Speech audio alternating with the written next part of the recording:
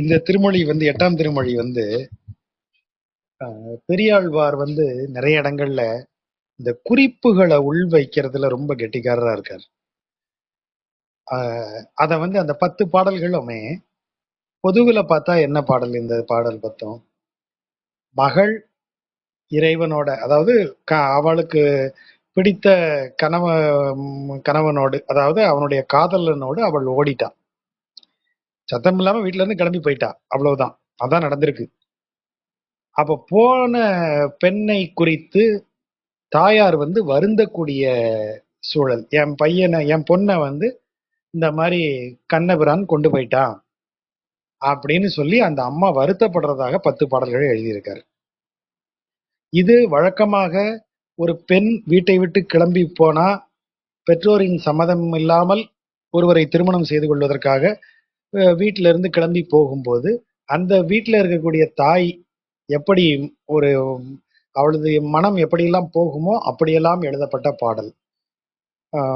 என்ன எப்படிலாகும், தன்னுடைய பெண் எவ்வளவு செல்லமாக வளர்க்கப்பட்ட பெண், எவ்வளவு செல்வ செழிப்போட இந்த பெண்ணை வளர்த்தோம், நாங்க கஷ்டப்பட்டாலும் அவளுக்கு அப்படி செஞ்சு வளர்த்தோம், என் பொண்ணுக்கு ஒரு வேலை, கஷ்டமான வேலை செய்ய தெரியாதே, இங்க அவளை யாரும் கடிஞ்சு பேசினது இல்லையே அப்படின்னு சொல்லி தன்னுடைய பெண்ணை தான் வளர்த்த பெருமையை குறித்து பேசுவாங்க.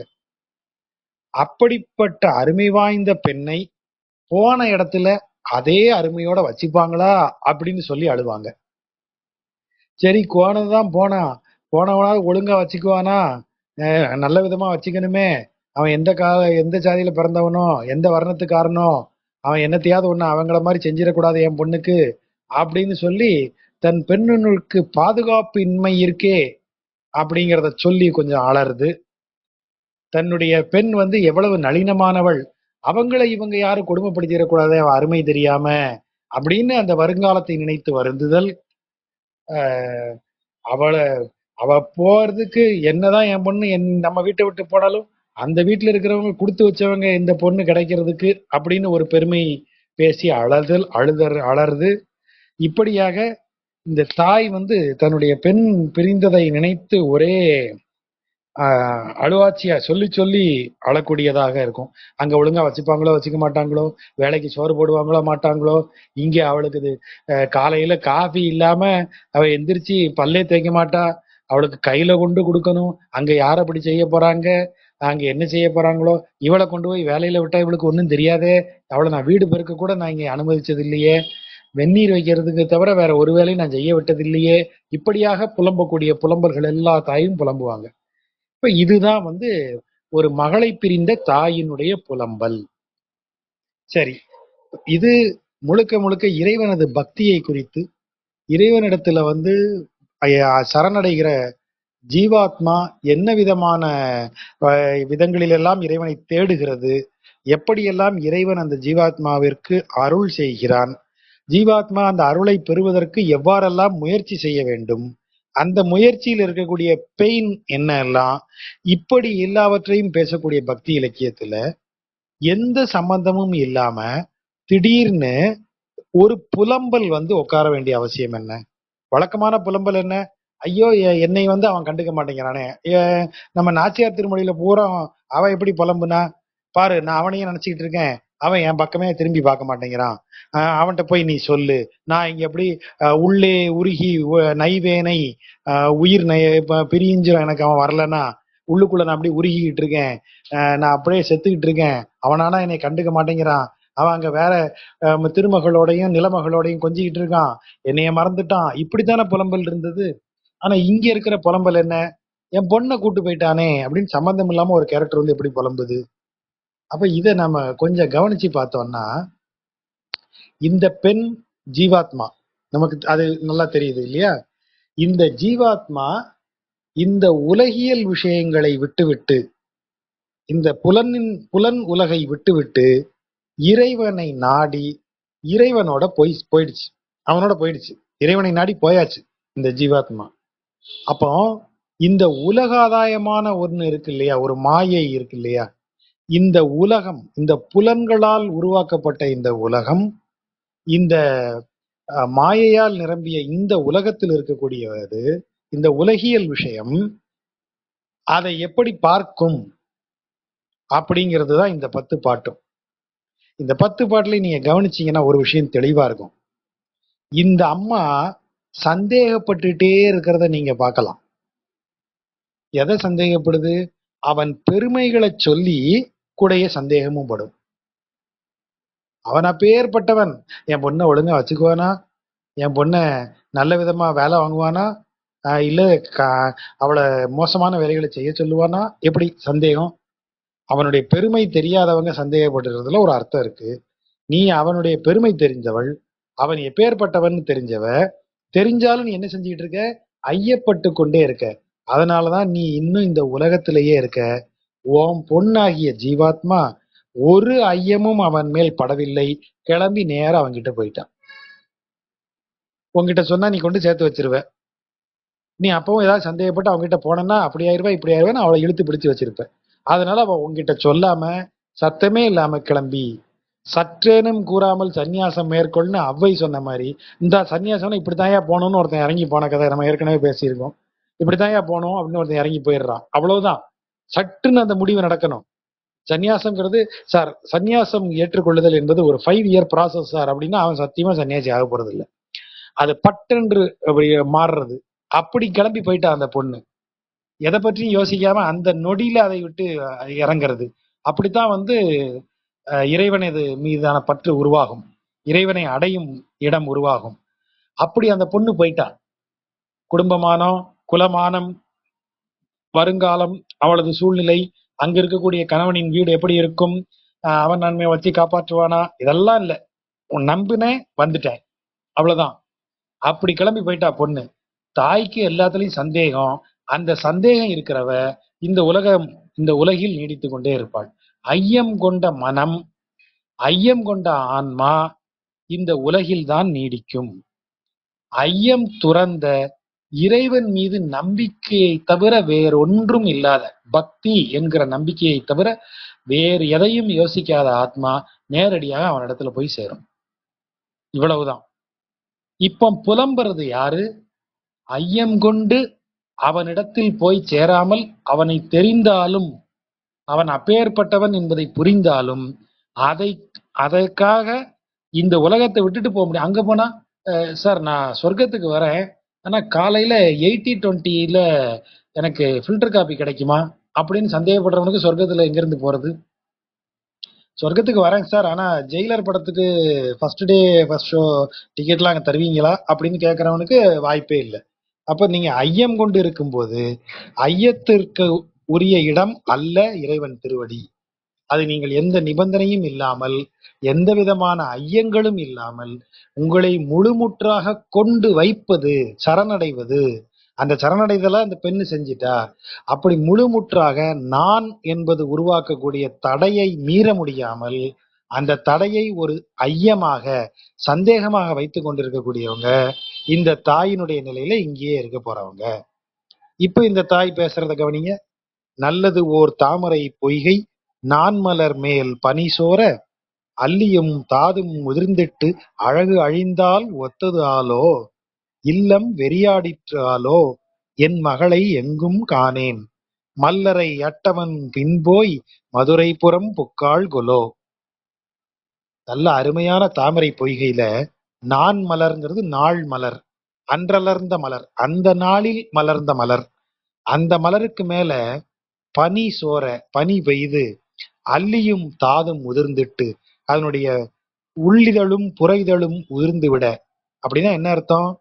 நம்ம ஏற்கனவே பார்த்தோம் இல்லையா, அவ தலைமுடியெல்லாம் சிக்கு பிடிச்சு போய் கிடக்கு, அவ ஆடையே அவ ஒழுங்கா அணிய மாட்டேங்கிறா, அவளுடைய கைகள் தோள்கள் எல்லாம் மெலிந்து கிடக்கின்றன, அவள் அழகுங்கிறதே அவள்கிட்ட இருந்து போயிருச்சு. அந்த புற இதழ் உதிர்தல் அதான். அகம் அகைதழ், அது உதிர்றது என்னது? உள்ளிதழ், அல்லி. முதல்ல உதிர்றது உள்ளிதழ். நீங்க நியாயப்படி எப்படி சொல்லணும்? தாதும் அல்லியும் உதிர்ந்துட்டுன்னு சொல்லணும். வெளி இதழ் உதிர்ந்து புற இதழ் உதிர்ந்துதான் உள்ளிதழ் உதிரணும். ஆனா இங்க முதல்ல உதிரக்கூடியது அல்லி. அல்லினா அல்லிவட்டம், உள்ள அந்த பூவின் நடுவுல இருக்கக்கூடியதோட சேர்ந்து இருக்கக்கூடியதுதான் அல்லி. அந்த அல்லி உதிர்ந்து அதற்கு பிறகுதான் புற இதழ் உதிர்கிறது. முதல்ல உள்ளத்து அளவுல அனைத்தும் உதிர்ந்து விடுகிறது பற்றுகள். அதற்கு பிறகு உடல் அளவில் பற்றுகள் போகின்றன. உள்ளம் துறக்காமல் உடல் துறக்காது. திடீர்னு வந்து இடுப்புல ஒரு துண்டோட பட்டினத்தார் இறங்கி விட்டார் அப்படின்னு சொன்னீங்கன்னா, நானும் டெய்லி காலையில குளிச்சுட்டு வரும்போது இடுப்புல துண்டோட தான் வரேன். உடனே தெருவில் இறங்கிடுறேனா? அப்ப புற இதழ் உதிர்ந்து பிரயோஜனம் இல்லை. நானும் இனிமே அப்ப இடுப்புல துண்டு கட்டினவன் பூரா பட்டினத்தாரா? அப்படி இல்லையே. அப்ப முதல்ல உள்ள உதிரணும். உள்ளே உதிர்ந்த பிறகு அது வெளியில அது தெரியும். ரமணர் வந்து நேர உள்ள திருவண்ணாமலைக்கு போங்கிற குரல் கேக்குது. அவருக்கு திருவண்ணாமலைக்கு வராரு.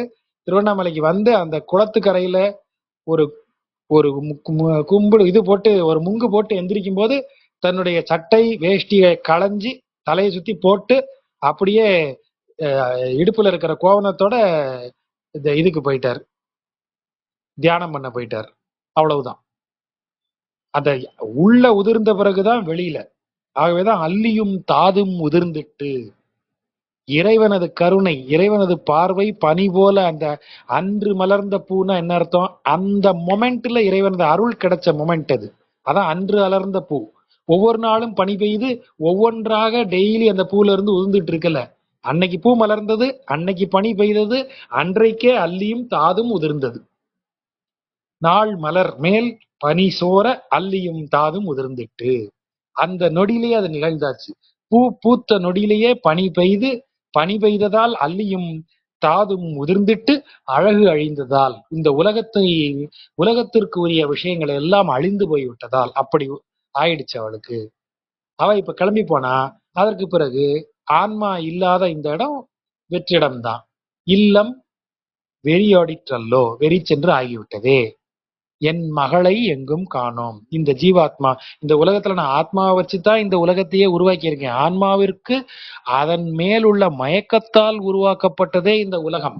ஆன்மாவின் மயக்கமே இந்த உலகம் அப்படின்னு நம்ம சொல்றோம். அப்போ அந்த உலகத்தை விட்டு என் மகள் போயாச்சு அப்படின்னா அந்த உலகத்துல அவளை நான் எங்கேயும் பார்க்க முடியாது. என் மகளை எங்கும் காணேன். எங்க? இந்த உலகத்துல நான் காணேன். யார் பின்னாடி போயிருக்காவ? மல்லரை அட்டவன் பின். எப்பேற்பட்ட மல்லர்கள் அவங்க?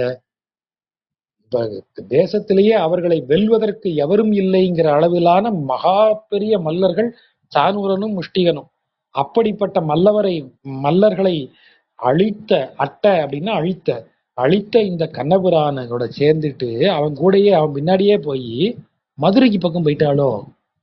மதுரைக்கு புறம்ங்கிறது ஆயர்பாடின்னு இவங்க சொல்றாங்க. ஆனா மதுரை புறம் போயிட்டாளா? ஏன்னா மதுரையில தான் அவன் இதை செய்யறான். அவன் பெரிய மதுரை வந்து கம்சன் இருக்கிற இடம், ரொம்ப மோசமான இடம். இவ பாட்டுக்கு அவன் பின்னாடி போயிட்டாளா? எவன் பின்னாடி?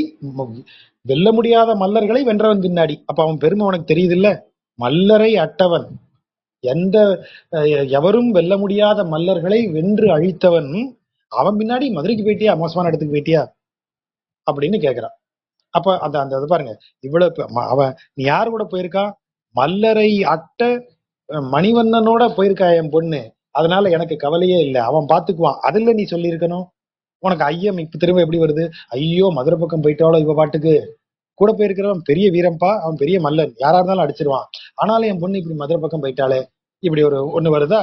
இந்த ஆக்சிமோரான், இந்த இந்த முரண் உள்ள வந்துகிட்டே இருக்கிறத பாருங்க. அது அந்த முதல் பாட்டுல அருமையா இருக்குது. நல்லதோர் தாமரை பொய்கை நாள் மலர் மேல் பனிசோர அல்லியும் தாதும் முதிர்ந்திட்டு அழகழிந்தால் ஒத்ததாலோ இல்லம் வெறியாடிற்றாலோ என் மகளை எங்கும் காணேன். என்ன அழகழகா தனித்தனி வரிகளா. அது அது ஒரு சொல்லே எவ்வளவு எளிமையான சொல், ஆனா எவ்வளவு அழகான இதா வச்சிருக்காரு. இல்லம் வெறிச்சென்றாகிவிட்டது. ஏன் ஆயிடுச்சு? ஏன்னா என் மகளை எங்கும் காணோம். எங்குமே இல்லை என் மகள். அவ இந்த வீட்டுல ஏதோ ஒரு மூலையில இருந்தா கூட இந்த வீடு ஒளி பெற்று விளங்கும். ஒரு மகள் எல்லா இடத்துலயுமா இருப்பா? மகன் சமையல் அறையில இருக்கா, அப்படி இருந்தாலே போதும், எனக்கு வீடு ஒளி பெற்று இருக்கும். ஆனா அவள் இந்த வீட்டுல எங்கேயுமே இல்ல. என் வீடு வெறிச்சுன்னு ஆயிடுச்சு. அவ யாரு பின்னாடி போயிட்டா? மல்லர்களை எல்லாம் வென்றவன் பின்னால் போய் மதுரை பக்கம் போயிட்டாளோ அவ அப்படின்னு அவருக்கு ஒரு சந்தேகம். ஒன்றும் அறிவு ஒன்று இல்லாத உருவரை கோபாலர் தங்கள் கன்று கால் மாறுமா போலே கன்னி இருந்தாளை கொண்டு நன்றும் கிரி செய்து போனான். இப்போ எந்த அளவிற்கு ஜீவாத்மாக்கள் இந்த மாயைக்கு உட்பட்டு இருக்கிறதோ அந்த அளவிற்கே இந்த உலகம் இருக்கும். இப்ப மனதால் உருவாக்கப்படுவதுதான உலகம். இதற்கு நிறைய விளக்கங்கள் அருமையா சொல்லியிருக்காங்க. இதுல அத்வைத விளக்கம், வேதாந்த விளக்கத்துல ஒரு இடம் உண்டு. ஒவ்வொருவருக்குமானது உலகம். அத விஞ்ஞானவாத பௌத்தம் இன்னும் டீட்டெயிலா பேசியிருக்கு. அவங்க என்ன சொல்றாங்க, உலகம்னு ஒண்ணு இருக்கே, அது ஒட்டு மொத்தமா ஒரே பிரபஞ்சமாக இல்லை, ஒவ்வொருவருக்கும் ஒவ்வொரு பிரபஞ்சம் உருவாக்கி வைத்துக் கொண்டிருக்கிறார்கள்ங்கிறாங்க. இப்ப என்னுடைய உலகம்ங்கிறது என்னுடைய ஆபீஸ், என்னுடைய வீடு, என்னுடைய உறவினர்கள், நான் பார்க்கிற தமிழ் சினிமா, நான் கவனிக்கிற தமிழக அரசியல், நான் பார்க்கிற இந்திய தொலைக்காட்சிகள், நான் படிக்கிற புத்தகங்கள், இதுதான் என்னுடைய உலகம். எங்கேயாவது ஒரு சந்தர்ப்பத்துல பூமிக்கு கீழே குடஞ்சி என்ன இருக்குன்னு பார்க்கக்கூடிய ஒருத்தருடைய உலகம் எனக்கு பொருள்படுமா? திடீர்னு யார கிளம்பி போய் நாங்க கடலுக்கு கீழே ரொம்ப ஆழத்துல என்னென்ன விலங்குகள் இருக்குன்னு ஆராய்ச்சி பண்ண போறோம், அந்த உலகத்துக்குள்ள நான் இருக்கேன்னா அவங்களுக்கு எது செய்தியாகும்? அவங்க வாழ்நாள் முழுவதும் எது அவர்களை தொடர்ந்து இருக்கும்? அவங்க கனவுகளும் அவங்க படிக்கிறதும் அவர்களது சாதனைகளும் என்னவா இருக்கும்? ஒரு அரசியல்வாதியினுடைய உலகமும் என்னுடைய உலகமும் ஒரே மாதிரி இருக்குமா? என் மனைவியின் உலகமும் என் உலகமும் ஒரே மாதிரி இருக்குமா? இல்ல. அவரவருக்கான ஆட்களை உள்ள வச்சு அவரவருக்கான ஒரு உலகமாத்தான் உருவாக்கி வச்சுட்டு இருக்கோம். அப்படிதான் இருக்கு. ஆகவே இந்த உலகத்துல திடீர்னு 2 பேரை இந்த நம்ம உலகத்துக்குள்ள இருக்கிற 2 பேரை டப்புன்னு வேற யாரோ தூக்கிட்டு போயிட்டாங்கன்னா நமக்கு எப்படி இருக்கும்? ஒரு குறைப்பட்ட மாதிரி ஆயிருது.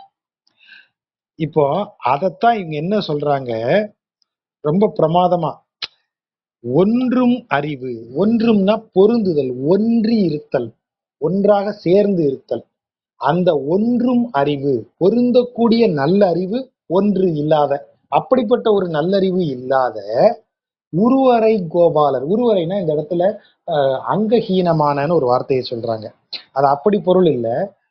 உரு அரை கோபாலர், அதாவது அவர்களுக்கு முழுமையான அறிவு இல்லை, அவர்கள் குறைப்பட்டவர்கள் அப்படின்னு பொருள்ல அதை எடுக்கிறோம்.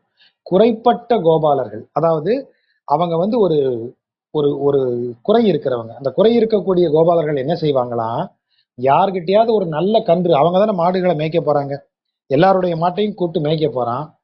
ஒரு மாடு நல்ல அழகான கண்ணு ஈனிருச்சு, இவன் மாடு கொஞ்சம் சாதாரண கண்ணை ஈனிருச்சுன்னா இவன் என்ன செய்வானா, இதுதான் என் கண்ணு அது ஓங்கன்னுன்னு சொல்லி மாத்திருவானா. அதுதான் கன்று கால் மாறுமா போலே, சத்தம் இல்லாம மாத்தி விட்டுருவானா. அதெல்லாம் இல்லையா, அதான் என் மாடு போட்ட கண்ணு, இது கிடையாது, இது இந்த கண்ணு கிடையாது, அந்த கண்ணு கிடையாது அப்படின்னு சொல்லி மாத்தி விட்டுருவாங்களாம். ஒரு சந்தேகம் வரலாம், எங்க ஊர்ல இது ஒரு வழக்கே நடந்திருக்கு. எனக்கு இதை படிக்கும் போது அதான் எனக்கு ரொம்ப ஆச்சரியமா இருந்தது. ஒரு மாடு தன்னுடைய கன்றை அடையாளம் கண்டுபிடிச்சிடாதா? அப்போ நமக்கு அப்படி ஒரு சந்தேகம் வரலாம்ல. எதுக்குப்பா சந்தேகம், 2 மாட்டையும் அவுத்து விடு, 2 கண்ணுக்குட்டியும் அவுத்து விடு, 2 மாடும் கரெக்டா போய் தான் கண்ணுக்குட்டி எதுன்னு பார்த்து நக்கி கொடுக்கும், கண்ணுக்குட்டி அந்த மாடுகிட்ட பால் இருந்தோம், இதுல என்ன சந்தேகம் இருக்கு, யாருக்கு எந்த மாட்டுக்கு கண்ணு பிறந்ததுங்கிறதுல நமக்கு என்ன சந்தேகம் இருக்கு அப்படின்னு முடிச்சிடலாமே விவகாரத்தை. அப்படி நடக்காது.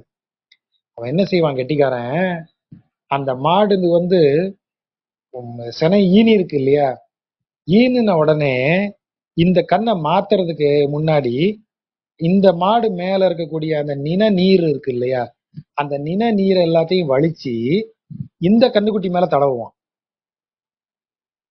இப்ப ஏ பியா மாத்தணும்னா ஏ மேல இருக்கக்கூடிய நிணநீரை வலிச்சு பி மேல நல்லா தடவிடுவான், இந்த பில இருக்கிறத எடுத்து ஏ மேல தடவிடுவான்.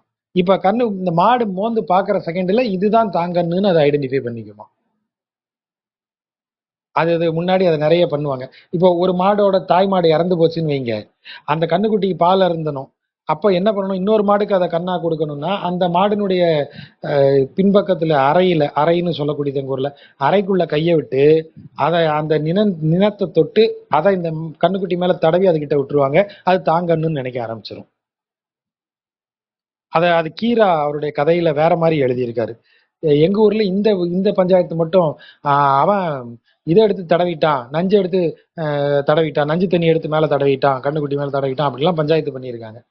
அதுதான் இங்க கன்று கால் மாறுமா போலயா இருக்கலாம்னு என்னுடைய அபிப்பிராயம். மாத்தி விட்டுறது, வேற ஒண்ணு எடுத்து மாத்தி விட்டு நான் வளர்த்துக்கிட்டு இருக்கேன். என் பொண்ணு அப்படி நல்ல விதமா வளர்த்துக்கிட்டு இருக்கேன், அப்படி பிரமாதமா வளர்த்துக்கிட்டு இருக்கேன். இவன் படக்குன்னு வந்து என்ன செஞ்சுட்டு போயிட்டான், என் பொண்ணை தில்லாலங்கடி வேலையெல்லாம் காமிச்சு தூக்கிட்டு போயிட்டான். நல்ல கண்ணுக்குட்டிங்கிறதுனால இவன் தூக்கிட்டு போயிட்டான். கன்னி இருந்தாளை கொண்டு அது எப்படி, இவன் இடஜாதி புத்தியே அதான்ப்பா. இந்த இடஜாதியிலேயே இந்த வில்லங்கம் பிடிச்ச ஆட்கள் இருப்பாங்க, அதான் உருவரை கோபாலர். வில்லங்கம் பிடிச்சவங்க குறுமதியாளர்கள், குற்றமுடைய மதியுடையவர்கள். அவங்க என்ன செய்வாங்க தெரியுமில்ல, ஒன்றும் அறிவு ஒன்றும் இல்லாத, பொருத்தமான நல்லறிவு இல்லாத, அறிவு குறைப்பட்ட இந்த இடைச்சாதி ஆட்கள் என்ன செய்வாங்க, நல்ல கண்ணுக்குட்டிய வேற சாதாரண கண்ணுக்குட்டிக்கு மாத்தி விட்டுருவாங்க. அத மாதிரி மாறுமா போலே, அதை மாதிரி கன்னி இருந்தாளை, என்னுடைய கன்னி மகளை, என்னுடைய கன்னி பெண்ணை, அவளை அருமையா வளர்த்த பெண்ணை கிரி செய்து கொண்டு போனான். கிரி செய்துன்னு என்ன அர்த்தம், இல்லாத வேலையெல்லாம் காட்டி அவளை எப்படியோ மயக்கி, இந்த இப்ப நம்ம சொல்றோம் இல்லையா, எப்படி அந்த மாட்டை நம்ப வச்சான், சில தில்லாலங்கடி வேலைகளை செஞ்சு அந்த மாட்டை நம்ப வச்சான், இது ஓங்கண்ணு குட்டி தான். அத மாதிரி இவன் நன்று கிரி செய்து பலவிதமான வேலைகளை செஞ்சு நம்ப வச்சு கூட்டு போயிட்டான். யாரு, இந்த நாராயணன். அவன் செய்த தீமை என்றும் எமர்கள் குடிக்கு ஒரு ஏச்சுக்கொல் ஆயிடுங்கொலோ, அது எனக்கு ஒரு ஏச்சாக, ஏச்சுக்கொல் அப்படின்னா தொடர்ந்து என்னுடைய குலத்துக்கே, எங்களது குடிக்கே அது ஒரு கெட்ட பேர் ஆயிராதா, உன் குடும்பத்துக்கு தெரியாதா, உங்க பாட்டி ஓடி போனவ தானேங்கிற அளவுக்கு சொல்லுவாங்க. ஒரு கல்யாணம் நின்னு போய் அந்த மாதிரி பஞ்சாயத்துல ஆயிருக்கு. பேச்சுவார்த்தைல வரும்போது இப்படியாக்கும் அப்படியாக்கும், அப்ப எங்களுக்கு இது கொடுங்க, எங்களுக்கு அது போடுங்கன்னு பேச்சுவார்த்தை நடந்துகிட்டு இருக்கு. திடீர்னு ஒருத்தர் வந்து, ஏமா ரொம்பத்தான் பேசிக்கிட்டு இருக்க, என்ன இது போட்டா பத்தாதா உங்களுக்கு, என்ன எங்களுக்கு இப்படி கேட்டீங்க, எங்க பையன் பையன் அப்படியாக்கும், என் பையன் இப்படி, நாங்கெல்லாம் அப்படிங்கிற, ஏமா நிறுத்து, உங்க பாட்டி 2ஆம் தரமா வாக்கப்பட்டு வந்தது தானே உங்க குடும்பமே, இதுல என்ன புதுசா பேசுறேன் அப்படின்னு சொல்லி அந்த சம்பந்தம் நின்னு போகுது. என்னுடைய நண்பர் வீட்டுல நடந்தது. நீங்க யோசிச்சு பாத்தீங்கன்னா ஷாக்கிங்கா இருக்கும்.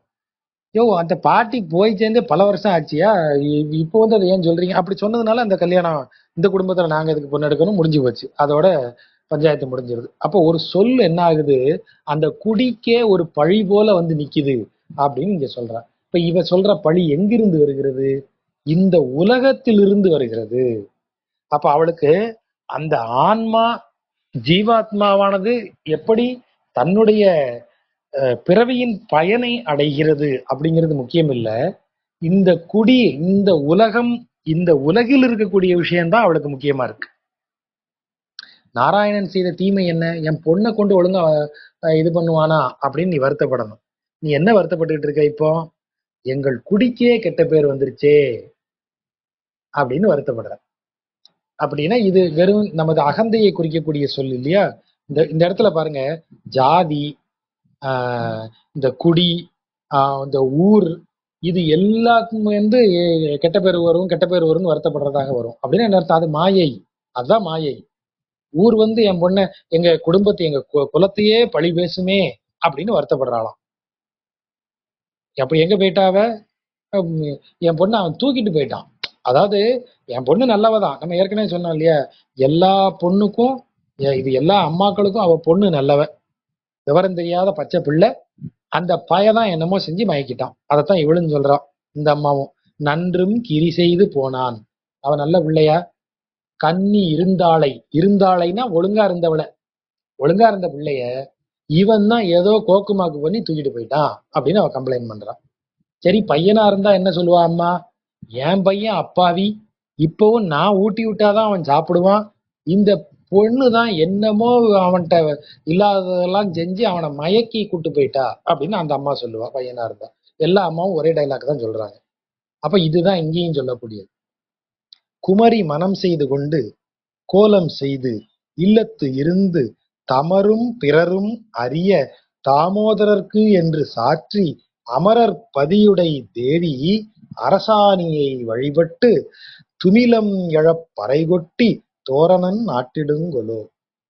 அதாவது இதெல்லாம் நான் செஞ்சிருப்பேன். எப்ப? நான் சொல்ற மாப்பிள்ளைய கல்யாணம் பண்ணிக்கிறதாக சொல்லி நீ இந்த உலகத்துல இருந்திருந்தனா நான் எப்படி கல்யாணம் பண்ணி கொடுத்திருப்பேன்?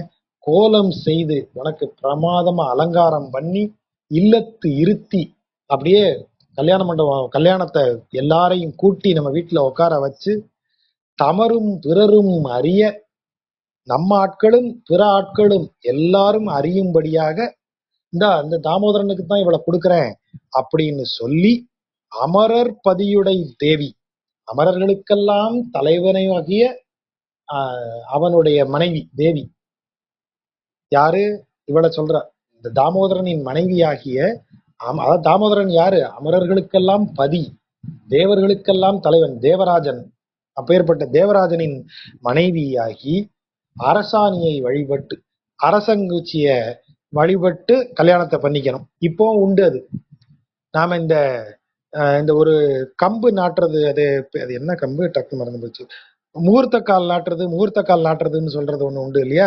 அந்த முகூர்த்த கால்ங்கிறதுல ஒரு அரச மரக்குச்சியை வச்சுதான் கட்டி வச்சிருப்பாங்க. அது வந்து நிஜத்துல அது பழைய மரபுல ஊருணி கரையில போய் ஒரு அரசன் கிளைய உடைச்சி நடுவாங்க. நட்டு அதுக்கு பால் ஊத்தி அதை பூஜை செய்து அதை வலம் வந்து வணங்குவாங்க. அது தளர்ச்சி வளரும். அது வேர் விட்டு விழுது விடும்போது இந்த குடும்பம் செழிக்கும். அந்த அரசமரம் எப்படி வளர்ந்து தழைக்கிறதோ அதே மாதிரி இந்த குடும்பம் தழைக்குங்கிறது தான் நம்பிக்கை. அது ரொம்ப காலம் ஒரு ஒரு 50 வருடங்களுக்கு முன்பு கூட 40 வருடங்களுக்கு முன்பு கூட அந்த பழக்கம் இருந்தது அரசாணை நடுறதுன்னு, குறிப்பாக தென் மாவட்டங்கள்ல. இப்ப அது இல்லை. அதுதான் அரசாணி வழிபடுதல். இப்ப இங்கெல்லாம் எப்படின்னா பந்தக்கால் நடுறதுன்னு சொல்லிட்டு முகூர்த்த கால்னு சொல்லிட்டு ஒரு உலக்கைக்கு சிவப்பு வெள்ளை பெயிண்ட் அடிச்சு அதுல ஒரு அரச மர கிளைய ஒரு சின்ன குச்சியை உடைச்சி 4 இலையோட இருக்கும் அதை வச்சு கட்டி அதை ஒரு மூலையில வச்சு அதை சுத்தி வந்து வணங்குறதாக முடிச்சிருவாங்க. அந்த சடங்கு தான் இங்க சொல்லப்படுவது அரசாணி வழிபடுதல். வழிபட்டு துமிலம் எழ, துமிலம்னா பேரோசை, பேரோசை எழ பறைகொட்டி பிரமாதமா வாத்தியங்களை எல்லாம் முழக்கி தோரணம் எல்லாம் கட்டி உனக்கு நான் கல்யாணத்தை செய்வேன் ஊரறிய. அந்த மாதிரி செய்வாங்களா அப்படின்னு கேக்குறான். யாரு? கூட்டு போனவங்க. இந்த இருக்கான் பாரு இந்த தாமோதரனுக்கு. இந்த தாமோதரன் யாரு? தேவர்களுக்கெல்லாம் தலைவனா.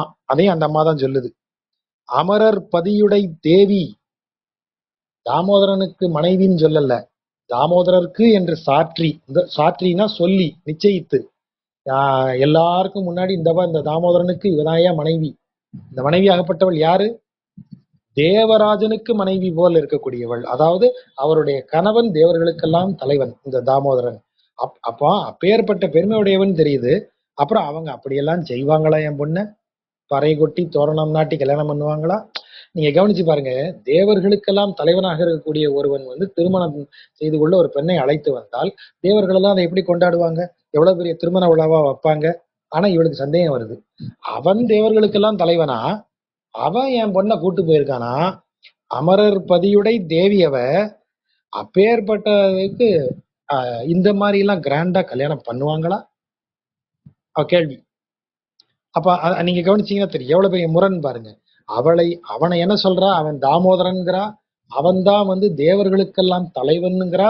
அப்பேற்பட்ட தலைவனுக்கு தேவியாக அவனது மனைவியாக இவ போயிருக்கா. இவளுக்கு இது மாதிரி பிரமாதமா கோலம் செய்து இல்லத்திருத்தி தமரும் பிறரும் அறிய அரசாணியை வழிபட்டு துமிலம் எழ பறைகொட்டி தோரணம் நாட்டி இப்படி எல்லாம் கல்யாணம் பண்ணுவாங்களான்னு கேக்குறான்.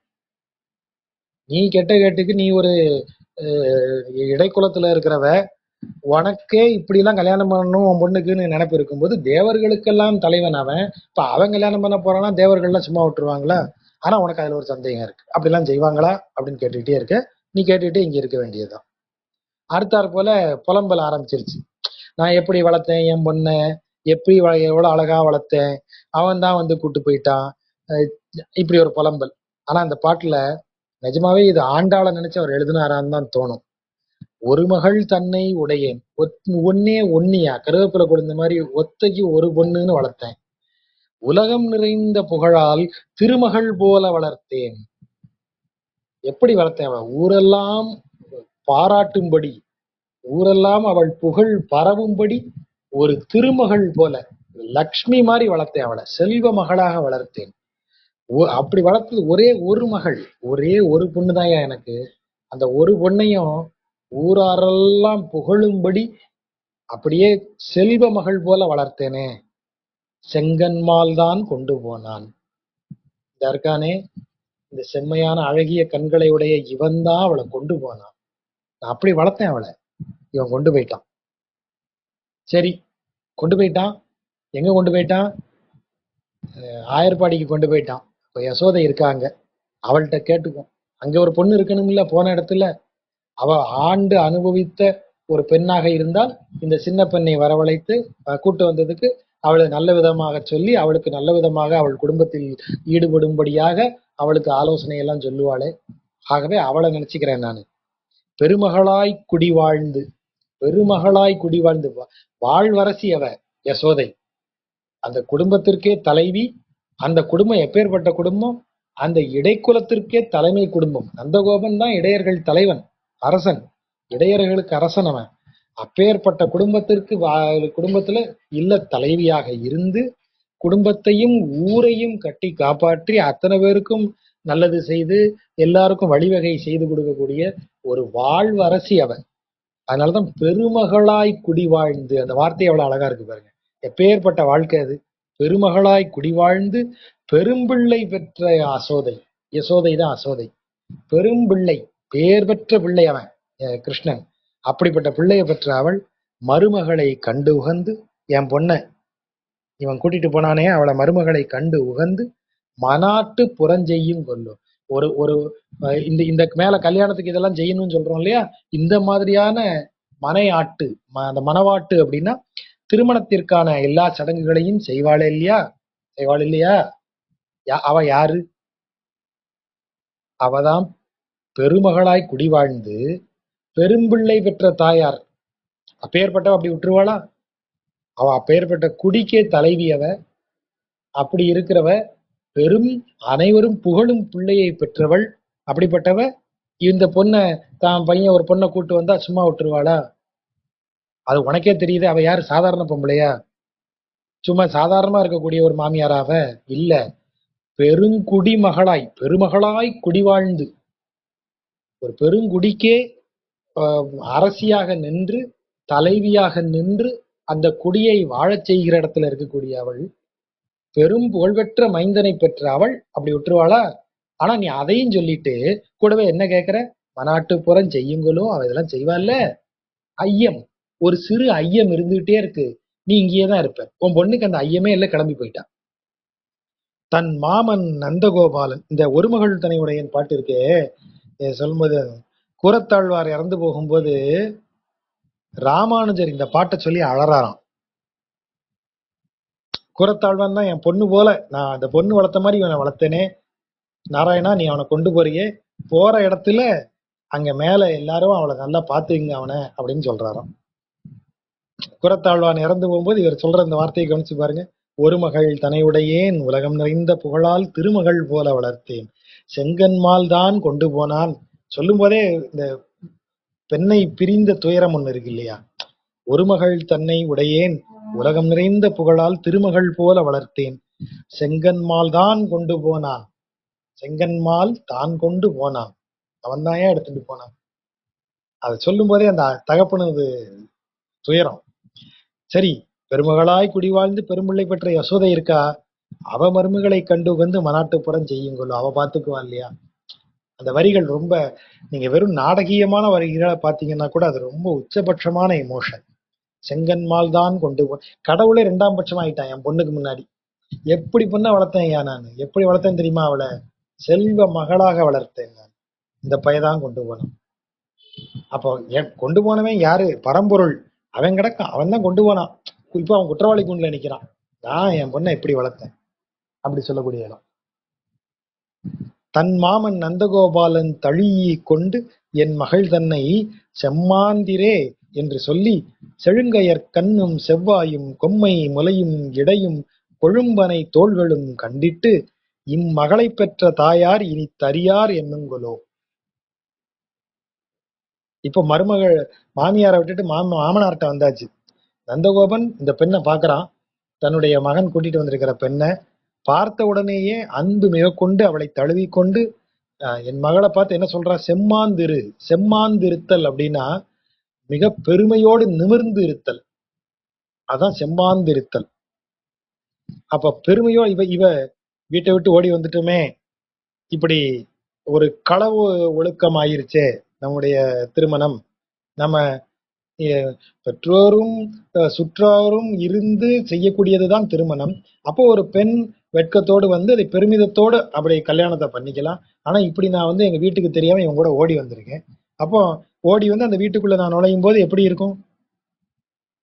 என்னைய என் பேரண்ட் எல்லாம் கொண்டு வந்து இந்த துமிலம் எழ பறை கொட்டி அப்படியெல்லாம் செய்து இல்லையா, சீர்வரிசைகள் எல்லாம் வச்சு என்னை இங்க கொண்டு வந்து விடணும், நான் இப்படி உள்ள நுழையிறேனே அப்படின்னு ஒரு ஒரு ஒரு பயமும் ஒரு தயக்கமும் ஒரு ஒரு சின்ன அவமானமுமா அந்த பெண்ணுக்கு இருக்கும். அதை உணர்ந்தவனாகத்தான் நந்தகோபன் ரியாக்ட் பண்றான். அவளை வந்து பார்த்து பயப்படாத என்ன ஆறுதலாக அணைத்து கொண்டு, ஏன்னா அந்த பெண் அவ்வளவு பயந்து போயிருப்பான். எல்லாத்தையும் விட்டுட்டு வந்துட்டா கணவனை நம்பி. ஏன்னா வந்த இடத்துல இவ்வளவு பேர் இருக்காங்க, இங்க நம்ம என்ன செய்ய போறோம், ஏத்துக்குவாங்களா, எப்படி நம்ம எப்படி இருக்க வேண்டியது இப்படி ஆயிடுச்சே, அப்படி ஒரு பதட்டம் அவளுக்கு. அந்த பதட்டத்தை உணர்ந்து நந்தகோபன் அவளை அப்படி அணைச்சிக்கிறான். அணைச்சிட்டு என்ன சொல்றான், ஒண்ணும் கவலைப்படாத, நல்லா தைரியமா இரு, இப்ப என்ன நடந்துருச்சு, மனசுக்கு பிடிச்சவனோட தானே வந்திருக்க, தைரியமா இரு, நிமிர்ந்து இரு, வெட்கப்படாத, அதான் செம்மாந்திரே என்று சொல்லி அவளை பாக்குறான். ஆஹா பாடுறான், பொண்ணு எவ்வளவு அழகா இருக்கா பாரு, இவ்வளவு அழகான பொண்ணை விட்டுட்டு அவங்க அம்மா எப்படி இருப்பா, உயிரோட இருப்பாளா இவளை விட்டுட்டு அப்படின்னு நந்தகோபன் சொல்லுவானா? எந்த நந்தகோபன்? அந்த பெண் பதட்டப்படுகிறாள். அந்த பெண் வந்து மனம் மிக துயரத்துல இருக்கு அவளுக்கு. அவ இறைவனை நாடி வந்துட்டா கூட அவளுக்கு இன்னும் அந்த உலகத்தின் மீது இருக்கக்கூடிய ஒரு பதட்டம் இது போகல. நிச்சயமா அவ திரும்பி போக மாட்டா, இறைவனுக்கு ஒப்பு கொடுத்து வந்துட்டா. ஆனா வந்த உடனே இருக்கக்கூடிய பதட்டம் ஒண்ணு இருக்கே, அப்ப அந்த பதட்டத்தை உணர்ந்து சென்று அவளை அன்புடன் தழுவிக்கொள்ளுகிற நந்தகோபன் இப்படி சொல்லுவானா அப்படின்னு கேக்குறான். அந்த நந்தகோபன் எடுத்துறே, ஏமா அவன் தான் உன்னைய கூப்பிட்டான்னா நீ வாட்டா பொம்பளை பிள்ளை அறிவு இல்லாம வீட்டுல இருந்து வந்துடுறதா, அப்படி பேசியிருக்கலாமே. அப்படி பேசுற நந்தகோபன் இதையெல்லாம் செய்வானா அப்படின்னு நீ சந்தேகப்படலாம். ஆனா நீ எந்த நந்தகோபனை சந்தேகப்படுற? தன் மாமன் நந்தகோபால் சொல்லும் போதே அவன் மாமனார் ஆயாச்சு. மாமனார் ஆகப்பட்ட நந்தகோபாலன் தழுகி கொண்டு அப்படியே அவளை வந்து அணைத்து கொண்டு அந்த பெண்ணை தனது மகளென நினைத்து தன்னுடைய பாதுகாப்பில் அவள் இருக்க வேண்டும் என்று நினைத்து அவளது பதட்டத்தை தணிக்கும் பொருட்டு அவளை மிக்க அன்புடன் அணைத்து கொண்டு அவள்கிட்ட முக்கியமான வார்த்தை என்ன சொல்றான், நீ பயப்படாத, தைரியத்தோட நிமிர்ந்திரு, செம்மாந்திரு. அந்த வார்த்தையை சொல்றான்ல, ஒரே வார்த்தை தான் அவன் சொல்றான். அதை எப்படி சொல்றான்? ரெண்டு விதம் இருக்கு. ஒண்ணு அவளை தழுவிட்டு சொல்றான், அப்படின்னு என்ன அர்த்தம், பதட்டப்படாத. நீங்க 1000 வாயால சொல்ல வேண்டியதை ஒரு ஒரு கை இப்படி ஒரு அழுத்தத்துல சொல்லிடலாம், அப்படி சொல்றான் அவன். அவளை அணைத்து கொண்டு பதட்டப்படாத, எல்லாரும் இருக்கிற இடத்துக்கு வந்துட்டோமே, புது ஆட்களா இருக்குமே நினைக்காத, பதறாத, தப்பு செஞ்சிட்டோமேன்னு சொல்லி தலை குனியாத, தைரியமாரு, நீ செஞ்சது தவறு இல்லை, செம்மாந்திரு அப்படி சொல்றான். அப்படி ஒரு பெண்ணினுடைய உள்ளத்தை, ஒரு சிறு பெண்ணின் பதட்டத்தை, அவளது அவளுக்கு ஏற்பட்டிருக்கக்கூடிய அந்த மன உளைச்சலை சரியாக தெரிந்து அதற்கு தகுந்த விதத்தில் அவளுக்கு ஆறுதல் அளிக்கும் விதத்தில் பேசக்கூடியவன் நந்தகோபாலன். நீதான் சொல்ற அந்த நந்தகோபாலன் இப்படி எல்லாம் இந்த பொண்ணை பெத்தவ உயிரோட இருப்பாளா இவனை விட்டுட்டு அப்படி சொல்லுவாளா? உயிரோட இருப்பாளான்னு என்ன அர்த்தம்? உடனே கொண்டு போய், எப்பா இவ அம்மா உயிரோட இருக்க மாட்டா, இவளை அழகிய விட்டுட்டு கொண்டு போய் வீட்டுல விடுங்கன்னு சொல்லணுமா அவன்? இப்ப இதுதான் இந்த மனம் உருவாக்குற மாயை. அதுதான் இங்க சொல்லப்படுவது. வேடர் மரக்குலம் போலே வேண்டிற்று செய்து என் மகளை கூடிய கூட்டமே ஆக கொண்டு குடிவாழுங்களோ. இப்போ மொத்தமா இவங்க மாமனார் மாமியார சந்தேகப்பட்டாச்சு. இப்ப அடுத்தாற் போல கூட்டிட்டு போனவன் மேல ஒரே சந்தேகம். இவன் ஏற்கனவே ஊர்ல ஒரு பொம்பளை பிள்ளைய விடாம கிண்டல் அடிச்சுட்டு திரியிற பையன் இவன். இப்போ இந்த இடத்துல பாருங்க, இந்த மாயை உருவாக்குறது தான் இந்த ஜாதி பிரிவுகள்லாம். வேடர் மரக்குலம் போலே, வேடர்களிலும் மரக்குலத்திலும் திருமணம் செய்து கொள்ளாமலேயே சேர்ந்து வாழக்கூடிய வாழ்க்கை முறை ஒரு அதுவும் ஒரு வாழ்முறையாக ஏற்றுக்கொள்ளப்பட்டது. லிவிங் டுகெதர்ங்கிறது அன்னைக்கே இருக்கு. அந்த லிவிங் டுகெதர் தான் கூடிய கூட்டமே ஆக கொண்டு. அதாவது நீங்க வந்து சேர்ந்து வாழ்தல் அப்படிங்கறதான். நீங்க முன்னாடி இந்த வார்த்தையை கவனிக்கலாம். ஊர் பக்கங்கள்ல, அதுவும் எஸ்பெஷலி தஞ்சாவூர்காரங்களுக்கு, டெல்டா மாவட்டத்துக்காரங்களுக்கும் நெல்லை மாவட்டத்துக்காரங்களுக்கும் பரிச்சயமான ஒரு வார்த்தை உண்டு. அது சொல்றவங்க கவனமா சொல்லுவாங்க, கேட்கறவங்க கரெக்டா குறிப்புணர்ந்துதான் அதை கேட்டுக்கணும். அது அப்ப வந்து எங்க ஆட்சிய எங்க தாத்தா சேர்த்துக்கிட்டாரு. அந்த இதுல வந்துதான் எங்க அப்பா பிறந்தது. இப்படி பேசும்போது என்ன அர்த்தம்? எங்க ஆட்சியை சேர்த்துக்கிட்டது அப்படின்னு ஒரு வார்த்தையை போடுவாங்க. சேர்த்துக்கிட்டாருங்க அப்படின்னா, முறைப்படி தாலி கட்டி திருமணம் செய்து எங்க பாட்டியை என் தாத்தா கூட்டு வரல, சேர்த்துக்கிட்டது, லிவிங் டுகெதர், அவ்வளவுதான். அவனுக்கு என்னப்பா, 2 பொண்டாட்டியால ஒண்ணு சேர்த்துக்கிட்டது, ஒண்ணு கட்டிக்கிட்டது. அதான் கட்டி கொண்டதும் சேர்த்து கொண்டதும். அதான் இந்த கட்டிக்கிட்டது சேர்த்துக்கிட்டது. இந்த நுட்பமான வார்த்தை விளையாட்டு வந்து அநேகமாக இன்னும் 10-15 வருடங்கள்ல இன்னைக்கு 60 வயது 70 வயது எட்டியவர்கள் எல்லாம் இல்லாம போகும்போது இந்த இந்த இடக்கரடக்கலான வார்த்தை நுட்பங்களும் மறைஞ்சு போயிடும். அந்த மாதிரி ஒரு வார்த்தை அது, சேர்த்துக்கிறது அப்படின்னு. அது வந்து சில குலங்களில் அது நேரடியாக ஏற்றுக்கொள்ளப்பட்டது, சில குலங்களில் அது விலக்கப்பட்டது. வேடர் குலமும் மரக்குலமும் ஆண்கள் எப்போதும் ஆபத்தில் இருக்கக்கூடிய குலங்கள். வேடன் வேட்டைக்கு போறான், அந்த விலங்கு தாக்கி அவன் இறந்து போலாம். சிங்கத்தை வேட்டையாட போறேன், புலியை வேட்டையாட போடுறேன்னு போறான், மான வேட்டையாட போறான், பின்னாடி ஒரு புலி வந்து இவனை அடிச்சிரும். அதே மாதிரிதான் மறவர் காவல் தொழிலில் இருக்கக்கூடியவர்கள். போர்னு வந்தா அவன் தான் முதல்ல போய் நிக்கணும். போருக்கு போற மறவன் திரும்பி வருவான்னு எந்த உத்தரவாதமும் கிடையாது என்பதால் அங்க ஆண்களுடைய எண்ணிக்கை அபூர்வம், ஆண்கள் எண்ணிக்கை குறைவு, அல்லது ஆண்களுடைய வாழ்க்கை நிச்சயம் இல்லாத வாழ்க்கை. இப்போ ஒரு பெண்ணுடைய வாழ்க்கை ஆணை சார்ந்து இருக்கக்கூடிய சமூகமா மாறிடுச்சு. அப்போ ஒரு ஆண் இல்லைன்னா இன்னொரு ஆணோட சேர்ந்துக்கலாம். அவ அது எப்படிப்பா, 2 பிள்ளைய வச்சிருக்கா, அவனோட சேர்ந்து இருந்தா இப்ப என்ன, புருஷங்காரன் போயிட்டான், என்ன செய்ய முடியும், அவ சேர்ந்து இருக்கட்டும் அப்படிதான் அதுல சொல்லுவாங்க. அது சேர்ந்து இருக்கிறதும், அந்த சேர்ந்து இருக்கிறவங்க பிரியணும்னு வச்சுக்கோங்க, சிம்பிள், பஞ்சாயத்தை கூட்டி அத்து விட்டுருங்கன்னு சொல்லி விடுவாங்க. அவ்வளவுதான். இளம் சரிப்படாத அத்து விட்டுருங்க, அவ்வளவுதான். இட் இஸ் ஜஸ்ட் ப்ரொனவுன்ஸ்ட், அவ்வளவுதான். டினவுன்ஸ்டுன்னு சொல்றத அப்படி சொல்லி வெட்டி விட்டுருவாங்க. வெட்டி விட்டுருங்க, இந்த வெட்டி விட்டுறது அத்து விடுறது. அத்து விடுறதுன்னா கட்டிக்கிட்டது, தாலி கட்டினதை அத்து விடணும், அதான் அத்து விடுறது.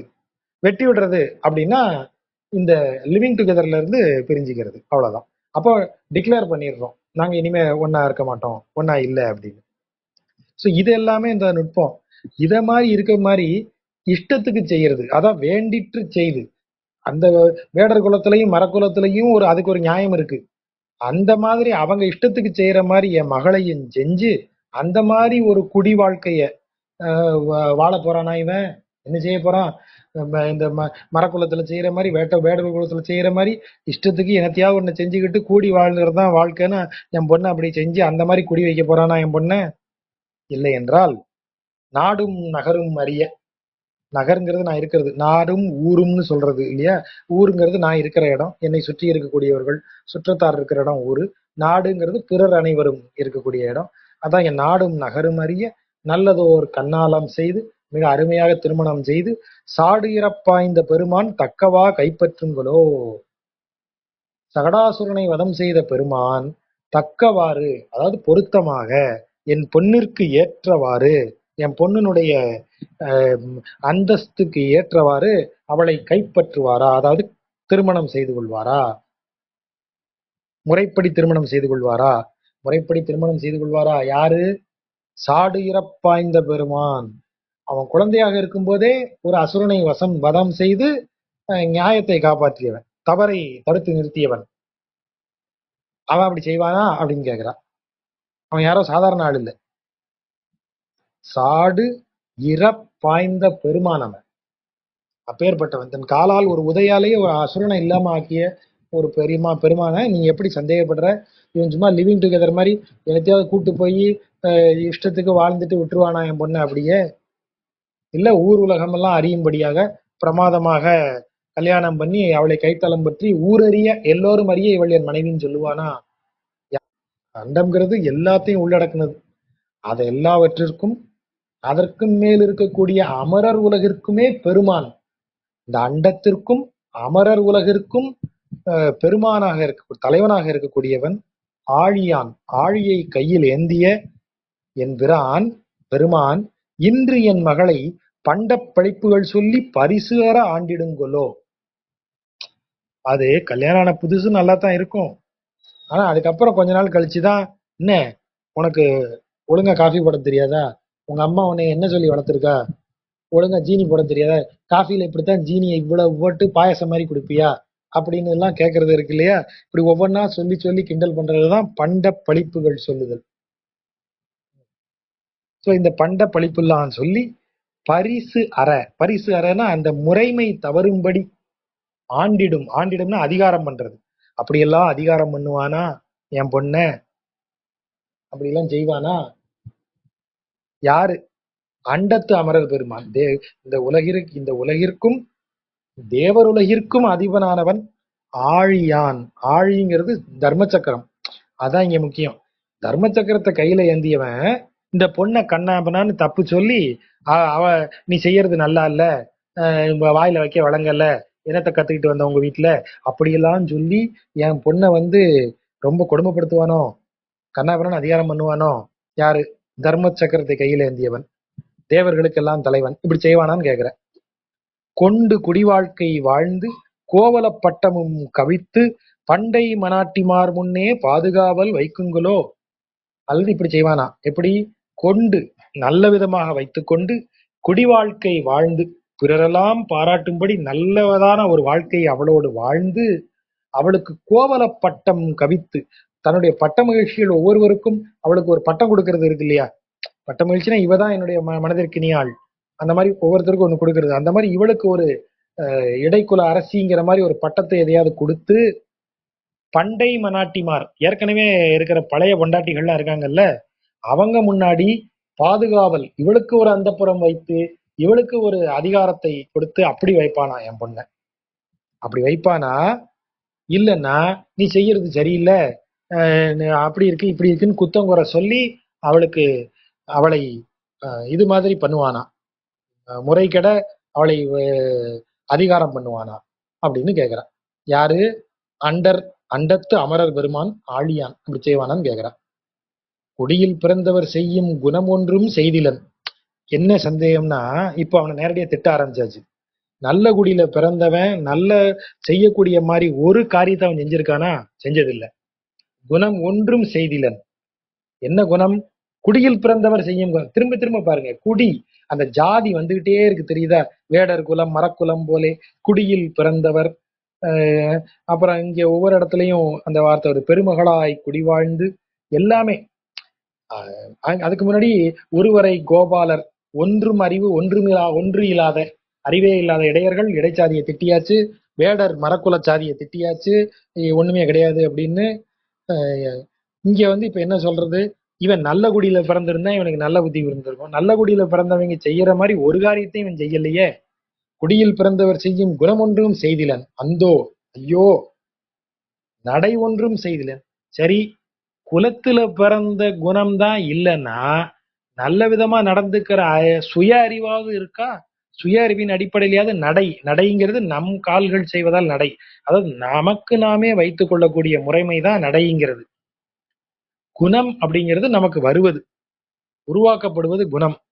நமக்கு நாமே அந்த குணத்தின்படி நான் நடந்து கொள்ளுகிறேனா அப்படின்னு அந்த குணத்தை ஃபாலோ பண்ணக்கூடியது, பிராக்டிஸ் பண்ணக்கூடியது நான் தான் பண்ணணும். எனக்கு ஒரு ஒரு குணம் இருக்கு, அந்த குணத்தை நான் நடைமுறைப்படுத்த வேண்டும், அதுதான் நடை. அப்ப அப்படி நடை ஒன்றும் நல்ல விதமாவது ஏதாவது செஞ்சிருக்கானா ஐயா? நடந்துகிட்டு இருக்கானா? அதுவும் நடந்துகிட்டது இல்லை. நல்ல குணத்தையும் காமிச்சது இல்லை, நல்ல விதமாவும் நடந்துகிட்டது இல்லை. நங்காய் பெண்ணே, நந்தகோபன் மகன் கண்ணன். யாரு இப்படிப்பட்டவன்? யாரு? நந்தகோபன் பெற்றெடுத்த மகன். நந்தகோபன் பெற்றெடுத்தன்னு சொல்லும் போது அந்த குடியை சொல்லியாச்சு. குடியில் பிறந்தவர் செய்யும் குணம் ஒன்றும் செய்திலன். நந்தகோபனுக்கு பிறந்ததுனால இடைக்குலத்தை திட்டியாச்சு. நடை ஒன்றும் செய்திலன், இண்டிவிஜுவல். இவன் செஞ்சதில்லை, உருப்படியா ஒன்றும் செஞ்சதில்லை. அது யாரு? கண்ணன். நந்தகோபன் மகன் கண்ணன்.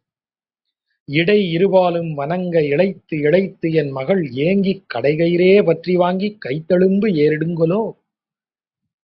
நேரடியான பொருள் இதற்கு வயது வந்தோர்களுக்கு மட்டுமே. அதுதான் பொருள் அதுக்கு. அத இந்த கிழவிமார் பேசுற பேச்சு இருக்கு இல்லையா, அதனுடைய உட்குறிப்போடு தான் இந்த பொருளை புரிஞ்சுக்கணும். எங்க ஊர் கிழவிமார்கள் எல்லாமே உட்குறிப்பை அவ்வளவு தெளிவாக பேசக்கூடியவர்கள். இந்த எல்லாருக்கும் தெரியும், நம்ம இதுல அத்தனை பேருமே 18 வயதிற்கு மேற்பட்டவர்கள் என்பதால் இந்த இந்த வரி கூறிய பொருளை நேரடியா அப்படிதான் சொல்லணும். எங்க ஊர் கிழவிகள் அதை பேசுற பேச்சே அப்படித்தான் உண்டு. நக்கல் பேச்சே அப்படித்தான் பேசுவாங்க. காலையில வயலுக்கு வேலைக்கு வரணும், அல்லது காலையில எந்திரிக்க லேட் ஆச்சு அப்படின்னா, இன்னும் ராத்திரி பூரா தயிர் கடைஞ்சிக்கிட்டு இருந்தானா அவன் வீட்டுக்காரன் அப்படின்னு கேட்பாங்க. அந்த அந்த பொண்ணு முகம் ஒரு மாதிரி ஆகி அது இந்த கிளவி மூஞ்சிலேயே முழிக்க அந்த கிளவிகளை ஒரே திட்டா திட்டும். எந்திரிச்சு வர்றதுக்கு இன்னைக்கு லேட் ஆச்சு, இவ அப்படி கேட்கா, தயிர் கடைஞ்சான்னு கேட்டா என்னையே அப்படின்னு ஒரே திட்டு. அப்ப அதனுடைய உட்குறிப்பு என்ன நமக்கு தெரியும். அதுதான் இங்க. அது அப்படி செஞ்சு என் பொண்ணுக்கு இடுப்பு 2 பக்கமும் நொந்து போயிருமா. இவன் அப்பேற்பட்டவன், அந்த வேலையை செய்யக்கூடியவன் இவன். இடை இருபாலும் வணங்க இழைத்து இழைத்து என் மகன் அப்படி போட்டு என் பொண்ணை ஏதாவது கொடுமை பண்ணிடுவான் ஐயா, பாத்துங்க. என் பொண்ணுக்கு அவ்வளவு சிரமமாயிரும். ஏன்னா அவனை முதல்லயே சொல்லியாச்சே, அவனுக்கு நல்ல குணமும் கிடையாது, நல்ல நடத்தையும் கிடையாது. அதனால என் பொண்ணை இந்த மாதிரி போட்டு எந்த நேரமும் டார்ச்சர் பண்ணிக்கிட்டே இருக்க போறான். என் பொண்ணு அவனை தாங்க முடியாம, அவனுக்கு ஈடு கொடுக்க முடியாம என் பொண்ணு தழும்பேறி போய் கிடக்க போறா. என்னது இருபாலும் இழைத்து இழைத்து வணங்க என் மகள் ஏங்கி கடைகயிறையை பற்றி வாங்கி கைத்தளிம்பு ஏறிடுங்களோ. அப்படி ஆயிருமே அப்படின்னு அப்படி வருத்தப்படுறான். தாய் அப்படி வருத்தப்படுறான், என் பொண்ணு அவ்வளவு இதாயிருவாளே அப்படின்னு. வெண்ணிற தோய்தயிர் தன்னை வெள்வரைப்பின் முன்னெழுந்து கண் உறங்காதே இருந்து கடையவும் தான் வள்ளல் கொள்ளும்.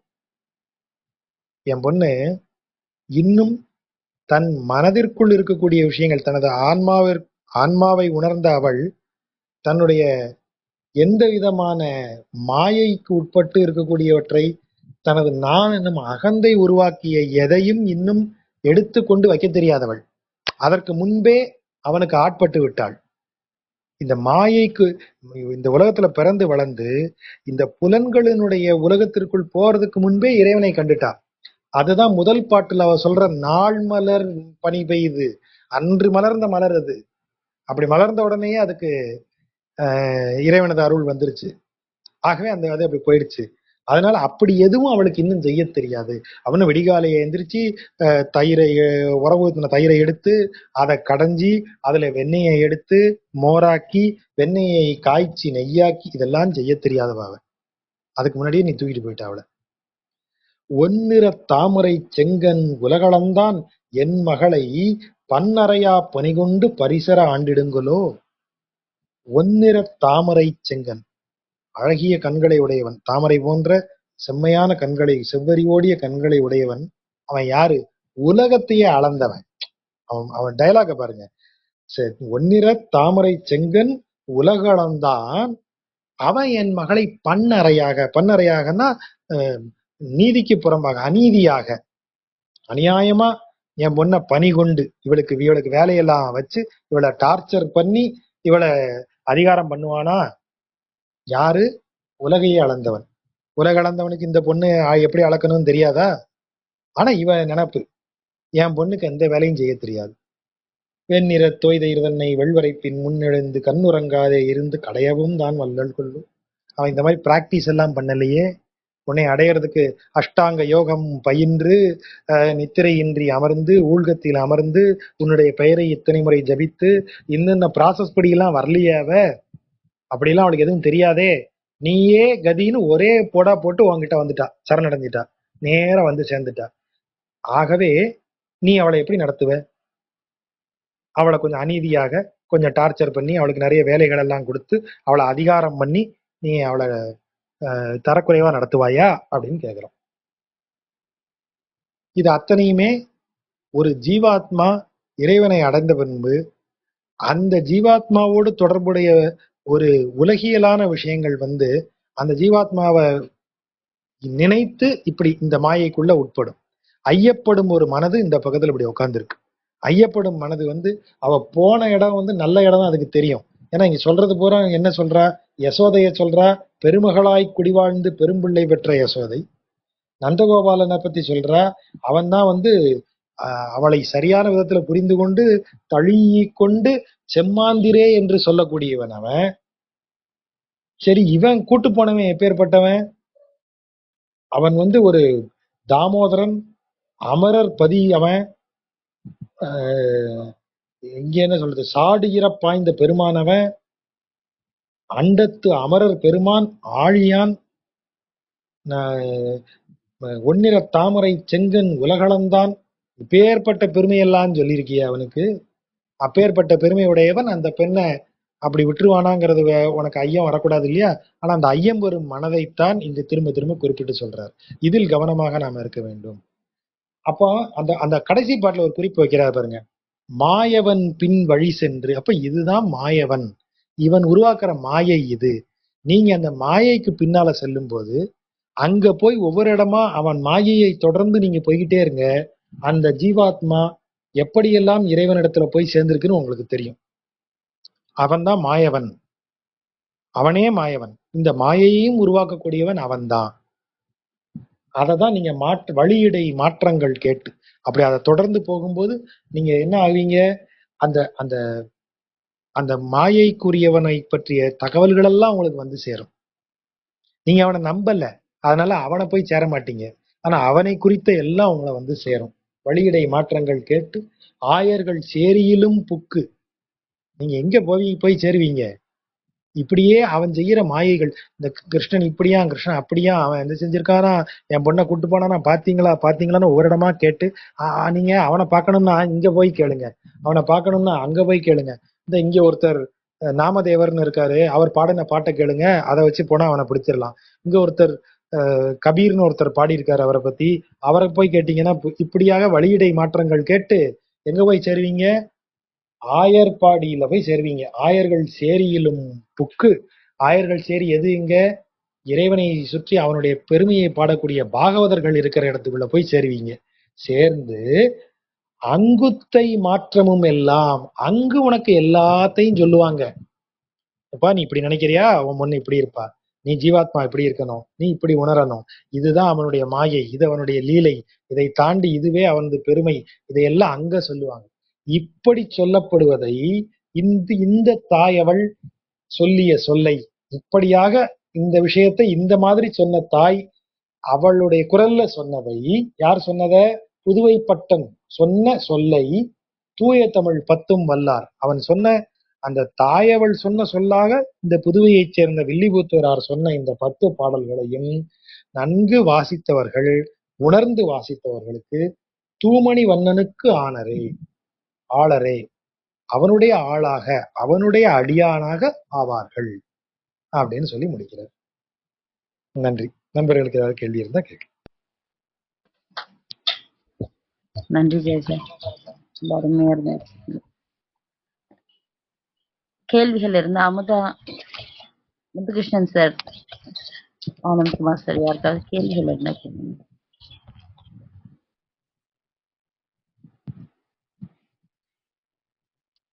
கேள்விகள் இல்ல, ரொம்ப அழகா இருக்கும் போல சிறப்பான உரை. ஐயம் கொண்ட தாய் வந்து மகளை தேடிட்டே போய் அவளும் போய் சேர்ந்துடுறா, ஆயர்சேரி புகுந்துடுறா அப்படிங்கிற காட்சியை வந்து ரொம்ப அழகா தொடர்பு படுத்தி சொன்னது வந்து ரொம்ப நல்லா இருந்தது. நன்றி. எனக்கு ரொம்ப பிடிச்சிருந்தது சார். சில ஸ்பெசிஃபிக்கா அல்லியும் தாதும் அப்புறம் அதை பட்டினத்தாருக்கு கம்பேர் பண்ணி சொன்னீங்க. அப்புறம் அந்த ஒவ்வொருவருக்கும் ஒவ்வொரு உலகம், தனி உலகம்ங்கிறது நல்லா சொன்னீங்க சார். ரொம்ப அருமையா இருந்தது இன்னைக்கு.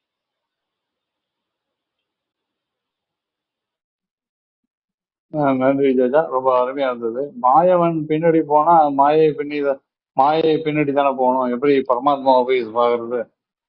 மாயவன் இந்த இடத்துல சொல்லக்கூடியது என்னன்னா, அந்த மாயைக்கு உரியவனும் அவனே தான். அவனே தொடர்ந்து போகும்போது அவன் உருவாக்குறது தான் அந்த மாயையும். அதனாலதான் இங்க வந்து எதெல்லாம் மாயைன்னு விளக்க சொல்லப்படுவது எதுவும் இங்க கிடையாது. நீங்க கவனிச்சீங்கன்னா தெரியும், பிரமாதமாக அவனுக்கு ஆடை அணிவிக்கிறதும் அலங்காரங்கள் செய்வதும் அவனுக்கு உணவுங்கிற பேர்ல எனக்கு தெரிய பெருமாள் மாதிரி ரிச்சா சாப்பிடக்கூடிய ஒரு கடவுள் வேற எங்கேயும் கிடையாது. ஒவ்வொரு வேளைக்கும் அவன் அவ்வளவு பிரமாதமா சாப்பிடுவான். அக்கார அடிசில என்ன தோசை. தோசை எந்த கடவுளா சாப்பிடுவானா, ஆனா இவன் நம்ம ஆளு தோசை தான் சாப்பிடுவாரு. அருமையா மிளகு போட்டு, மிளகு ஜீரகம்லாம் இடிச்சு போட்டு அழகர் கோயில் தோசை அவ்வளவு பிரமாதமா இருக்கும். அப்படி தோசை ஒரு இடத்துல. திருப்பதிக்கு போனீங்கன்னா லட்டு, அவ்வளவு பெரிய லட்டு அவனுக்கு. ஸ்ரீரங்கத்துக்கு போனீங்கன்னா ஐயா வந்து ஒவ்வொரு பொழுதும் விருந்தாத்தான் அவர் சாப்பிடுவாரு. அப்படி இருக்கக்கூடிய கடவுள் அவன். இந்த உலகத்தில் எதெல்லாம் இந்த உலகின் புலன்களுக்காக செய்யப்பட்டு இருக்கிறதோ, கண், அவனுக்கு முன்னாடி நீங்க பாடணும், நடனம் ஆடணும், வீணை வாசிக்கணும், வாத்தியங்கள் எல்லாம் வாசிக்கணும். ஐயா கேட்பாரு, ராத்திரி தூங்குறதுக்கு அவருக்கு வீணை கேட்டு புல்லாங்குழல் வாசிச்சு, இதெல்லாம் ஸ்ரீரங்கத்துல இப்பவும் நடக்குது. இந்த நம்ம பேசிட்டு இருக்கிற நேரத்துல அவனுக்கு அங்க வாசிச்சுட்டு இருப்பாங்க, அவன் தூங்கிட்டு இருப்பான். காலையில ஐயா சும்மா எழுப்பக்கூடாது, பள்ளி எழுச்சி பாடி எழுப்பணும். அவருக்கு வெளியில போயிட்டு வந்தாருன்னா கை காலெல்லாம் நோகுங்கிறதுனால கை காலை அமுக்கி விடணும் அவருக்கு. அப்புறம் குளிப்பாட்டி அழுத்தி துடைக்க கூடாது, அந்த மேனி புண்ணாயிரும். வஸ்திரத்தால், காய்ந்த வஸ்திரத்தால ஒத்தி எடுக்கணும் அவருக்கு. அப்படி அவனை கவனிக்கிறது நமக்கு தெரியாது. இது ஒரு வெறும் பாவனை, இது என்னது இது, அதை பார்த்தாலே தெரியாது, ஒரு மெட்டல் பீஸு, அதுக்கு இப்படி செய்யறேன் அப்படி நம்ம சொல்ல முடியுமா அந்த இடத்துல? அப்படி இல்லை. இந்த மாயை எதெல்லாம் உடல், உடை, உணவு, காட்சி, இசை, காதுல கேட்கறது, தொடுவது, இப்படி எதெல்லாம் வந்து உங்களுக்கு மாயை என்று சொல்லப்படுகிறதோ அது அனைத்தையும் இறைவன் மேல போட்டுருங்க. அந்த மாயை அவன் உருவாக்குனது, அவன் அதை தாண்டி உங்களை கூட்டு போவான். ஆகவேதான் நீ பாடுறையா, இறைவனின் புகழை பாடு. நீ கேட்கிற இசை கேட்கறையா, இறைவனின் புகழ் பாடப்படுவதை கேளு. பேசுறையா, இறைவனின் புகழை பேசு. பார்க்கிறையா, இறைவனின் திரு உருவை பாரு. சிந்திக்கிறையா, இறைவனை பற்றி சிந்தி. அப்ப புலன்களை ஒருத்தல், புலன்களை வெறுத்து நீ வேற என்னவா இருப்ப? இங்க நீ இருப்பதற்கு உனக்கு இருக்கக்கூடியது என்ன? இந்த புலன்கள். அப்ப இந்த புலன்களை நீ வந்து ஒதுக்க ஒதுக்க புலன்கள் இன்னும் வீறு கொண்டு எழும். ஆகவே புலன்களையும் அவன் மேலேயே போட்டுட்டனா, இந்த மாயை எதெல்லாம் மாயை எதன் வழியாக செயல்படுமோ அந்த மாயையின் கருவிகளை நீங்க அந்த மாயவனிடமே, அந்த மாயைக்கு உரியவனிடமே போட்டுட்டீங்கன்னா நீங்க அவனை போய் சேர்ந்துடலாம். அவ்வளவுதான் இதுல இருக்கிற ஐடியா. அதனாலதான் மாயையை பின்தொடர்தல்ங்கிற பேர்ல அதை அப்படி சொல்றது. அதற்கு அர்த்தம் மாயையை நம்ம தொடரணுங்கிறது இல்லை. புலனின்பங்கள் என்பவை இறைவனின் மீதான இன்பங்களாக. அதனாலதான் இன்றைக்கும் பஜனைங்கிறது சைவத்தை விட வைணவத்துல அதிகம். பாடுதலும் ஆடுதலும் அப்படி உள்ளதுதான். பாடி ஆடுதல். சைவத்துல தாண்டவம்.